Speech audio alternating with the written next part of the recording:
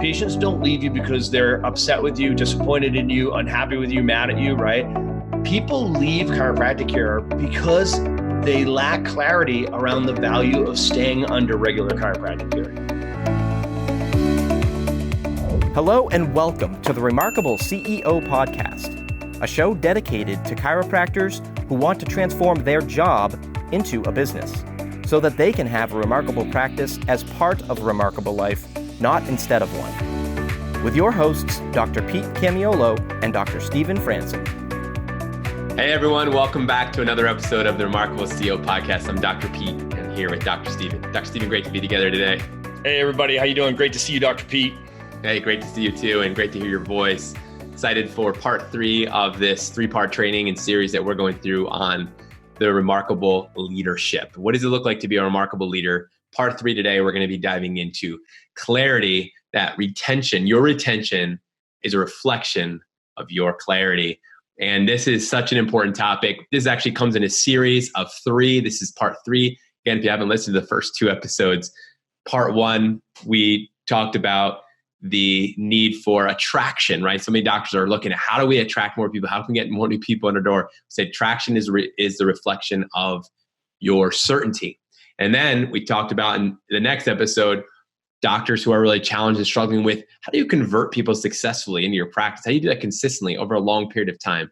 We know that that conversion is a direct reflection of your conviction. And then today we're going to go into retention, which again, Dr. Stephen, you and I both know, it's going to be a very painful subject for a lot of doctors, especially when you really lift up the hood. As a coach, we have the honor of and privilege of getting to see the inside oftentimes of the businesses.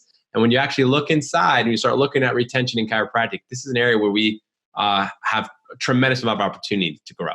Yeah, opportunity to grow, right? There is a lot of pain here, Dr. Pete. So, everybody loves to talk about new patients. I want more new patients. I need more new patients. And yes, we all want more new patients. We should be reaching more people in chiropractic, right? So, but it should be mission-based, right?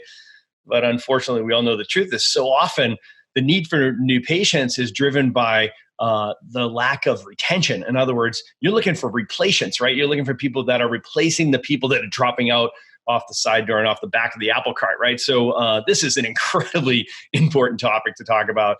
So we're talking about retention, and we're gonna drill down very specifically from a leadership perspective on what drives retention, right? So, and retention, as you said, is a reflection of your clarity, right? So clarity, what do we mean when we say clarity? Well, in this context, what we're talking about is clarity around why you do, what you do, and how you do it, right? So here's the truth. So in my experience, and I'm sure you share this, Dr. Pete, is chiros have a lot of clarity around why we do what we do. We love to talk about the why, and that's great. And that's exactly where we should stay in our communications, right? We also are confident around the what. We talk about our adjustments, our technique. We talk about progress exams and other testing that we do, et cetera. Then we talk about but the why is where people fall down the how is where people fall down in my experience, right? So by people, I mean doctors and their team members. Like, how do I consume this thing called chiropractic? Like, how do I deliver my product, right? So this is so incredibly important for you to understand. And here's why. You need to understand your process. You need to understand exactly how you deliver the value of chiropractic care, right? Because here's the truth. Patients don't leave you because they don't think you're helping them. Patients don't leave you because they're upset with you, disappointed in you, unhappy with you, mad at you, right? People leave chiropractic care because they lack clarity around the value of staying under regular chiropractic care. This is critical that you hear that. So I'm going to say it again. People drop out of care because they lack clarity around the value of continuing chiropractic care. So I think most chiros do a great job because they focus on how to get people to start chiropractic care, right? So it's let's just get them started, right? So this is always the focus when we come to seminars and training, et cetera, is docs want to talk about how do I convert? How do I get them to start? How do I close them, right? So at the end of the day, that's a critical part of this, but you've got to begin with the end in mind, right? So retention begins at conversion. You've got to make sure that you start so they'll stay, right? So there's a science to this, there's a system to this. It's critically important to recognize that people drop out of care because they lack clarity around why they should stay under care. Yeah, this is such an important topic, Dr. Stephen. And you just said something I want to reiterate one more time, which is that retention starts at conversion. Such an important fact that you just said. And I think that because we struggle with retention, and because it can become this kind of memory management type business model where some of us are better at that than others, but all of us have a cap. And so when we hit this glass ceiling, and then all of a sudden it's like, well, I can never grow past this volume. I'll never be able to. And then so we just turn to the front door again, and we say, well, it's just inevitable that the back door and side door, like you said, these apples are just falling off the back of the cart, and the side doors are open, and nobody closes the door whenever they leave. They just leave the door open, and 3 more people go. So I'll just focus on the front door because I feel like I can control that.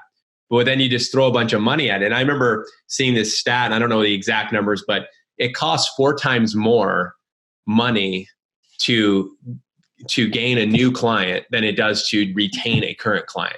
So if we just brought this down to financially, if we're just talking business and just money, and you're going to, I'm sure, dive into PVA as well. But if I'm just talking marketing dollars, marketing cents, you're actually going to spend 4 times more money, just the fact that you're not focusing some energy, just some, on creating mechanisms in your business that are going to create remarkable retention. And it does start starts beyond, Stephen, you and I both know this actually starts before conversion. This starts before you wake up in the morning. Yeah, you can always go upstream, right? You can go upstream, way upstream. But this is leadership. And leadership was the second side. The first side is vision. So do you have a vision for remarkable retention for your practice? That's the first question. Yeah. Clarity around what does that look like? What does that look like? That's the question you said. It's why. Okay, so I get it. Why people should be under chiropractic care. I get what you do. Absolutely. Giving chiropractic adjustments for people for life. That's amazing. But how? That's where we drop the ball. And you said that actually, you said that chiropractors typically are really convicted around their why and their what. But when it gets to the how, that's where things get wonky and why people drop out. So let's talk a little bit about the energy or the value economy, Dr. Stephen, because this is a big piece of the puzzle is the value economy. And then we can dive into, let's say, mechanisms within the business to help drive greater retention. But let's get into the mindset of the client. Like, what's going on in their mind when like you said, they're not leaving because they don't value because you're not helping them or they're upset with you. They just don't value chiropractic care as part of their lifestyle. And because life gets a little crazy. Yeah, so it's such a healthy thing to view every potential new patient and every active patient as an economist, right? We're human beings, right? And economists, in other words, there's an economy going on inside of our brains at all time, and we are concerned about 4 limited resources, right? We're concerned about our time, our energy, our focus, and our money, right? Those are the 4 limited resources that people are concerned about. So there's a value economy in people's brain at all time. In other words, picture one of the classic scales, left side, right side. On the left-hand side, you've got those 4 limited resources. You get time, energy, focus, and money. And that stuff is heavy, right? On the opposite side of the scale is the value of continued chiropractic care. You got to recognize that the person that you're speaking to is forever, constantly, even subconsciously measuring the value of continued chiropractic care. So now you've got to make sure that you are constantly creating value and adding value to the right side of that scale in their mind. You can never take it for granted. You can never stop, right? You have to continually add value for continued chiropractic care. You've got to add clarity. You've got to create clarity around the value of continued chiropractic care. Because here's the truth, is the time, energy, focus, and money is always in higher demand as time goes by. So that side's getting heavier, right? So we've got to recognize and we've got to make it really deliberate. And we can't leave this to memory management, right? We have to set up mechanisms in our systems so that we know that it happens. It can't be done like an owner-operator uses memory management usually, right? It's like, it's all up to me, and I hire a bunch of assistants around me, and I've got to make sure that I'm building value for continued chiropractic care. And I got to remember to do all these things and all these steps and teach all these things, right? I got to make sure that my table talk is tight. I got to make sure, did this person go to workshop or not? Have I done a progress report, progress exam? Did I teach them that, right? It's all memory management. Dr. Pete, I chuckled when you said that because, I can remember, something I got from my mom that is that I remember everything. right? If I'm concerned, if I care, if I care about something, I have a great memory. I hear everything and I remember everything, right? That served me really well right up until about, I think it was 325 a week. That was my number, right? At 325, and that's when the wagon wheels started coming off. I was using memory management for everything, and my team was just spinning around me, just trying to keep up and support me. And I'm like, don't worry, I got this. And I would just be running on memory management. Do you remember what your number was when the wagon wheels just started coming off and you recognized, I can't do it like this anymore? No, it's interesting. I don't have a number when I feel like that happened. I would say for me, it was that, 10 patient visits a week. It was either that or I'll be honest. I felt like I had a really good sense of patients and their visits. But when I got the conviction really came in, because we grew volume quickly, as you know, a little bit of my story, high volume fast, and all of a sudden I'm caring for lots of people, and I felt like I did a pretty good job of remembering who they were. But where it became uber painful was after like a year later, and you look back at all your current active patients are new people, but what happened to all of my used to be current active patients? They are all gone. And I realized, like, oh my gosh, like the back doors and side doors are wide open. I am just replacing people. And I am an amazing attractor of new patients, because we're getting 80 to 100 new patients a month. And I could just pour them in the front door. But Lord, that back door was wide open. We were just replacing people for years. So I don't know my number, but man, I could say guilty as charged, man. I thought I could manage that thing in my mind. Wasn't working. And it's exhausting, right? Trying to do that. It's stressful and it's unproductive, right? It's ineffective. It's totally not scalable and it's totally not durable, right? So you do have to have the systems in place. You have to have the mechanisms in place to make sure that these things are happening. Things like your table talk system and progress exams, progress reports, your new patient orientation workshop, and that they're there and they attend it, that there's re-exams and re-x-rays and re-reports that are happening. And, everybody is set up on a schedule, mapping, et cetera. So, and there's systems, there's mechanisms in place that protect the clarity. They protect the system. And you just know if a person's gone through my process, they've gone through my systems, they have experienced these elements that create greater clarity for them. And, we're joking a bit about the sort of business side of it, but it's no joke. It's tragic when you lose great customers, right? So in any business, losing customers is a terrible business model, right? So keeping great customers, because that's what your patients are, they are great consumers of this thing called chiropractic and the chiropractic lifestyle. They're your customer. And losing customers is off purpose, by the way. Remember, retention is the ultimate win-win-win. The first win is it's a win for the patient, right? Because we all know the truth of it. People who follow our recommendations for care and stay under regular chiropractic care, they get better health outcomes, period. That's why we get out of bed every day. And it's also a win for the practice, because creating ideal patients and collecting ideal patients, having good retention, is great for business. I like to say if you double your retention, you'll triple your profit, right? And then number 3, it's great for fulfillment for us and for our team members. Listen, we all, we're disappointed when people don't start care, when they don't convert. But I hate it when people drop out of care. I hate it when people drop away from care, right? Because I feel like we blew it, right? Like they were part of the tribe, they were family, they're in our house, and we blew it. They dropped out of care. We failed to create clarity around the benefit of continued chiropractic care. Yeah, I mean, you just said it, Dr. Stephen. Losing patients is off purpose. Let that sink in. Let that sink in right there, folks. We've got to come up with mechanisms as CEOs, as leaders, that can help prevent this process, this losing patients, especially these amazing folks that we've been entrusted with for the period of time that we've already been entrusted with them. Dr. Stephen, I want to dive into now some mechanisms. You actually just threw out a few. You just threw them off the cuff, which I don't want to make sure we move too quickly past them, but you talked about table talk. You discussed the re-reports and the re-exams. You talked about workshops, different ways to educate internally within your practice and things like that. Those are amazing things. But one of the mechanisms as a CEO that we know is so important is the scorecard, because we know that this isn't something that you carry alone, right? Retention isn't for the doctor only. And this is something that the whole team has to take responsibility for. We always say that everyone is responsible, but I am accountable, right? And so how can I become as a player on the team, accountable to retention. And I want to give you just for instance, Dr. Stephen here, because I know this is something we leverage in our program, is scorecards and the value of scorecards and KPI. So how does a scorecard help drive retention in a practice? Right. Such an important tool in the Remarkable CEO program. It's something that we teach all over the Remarkable practice, which is the use of the scorecard, right? So the owner operator is the one who thinks, I need to do all this stuff myself. I need to remember to do it. It's just like loaded on my back. I'm going to bench press this practice every day, right? That's the owner operator. The CEO has to elevate, right? They have to go through that transformation where they recognize it's like, listen, I can't be focusing on all my patients, even though patients are the center of the universe.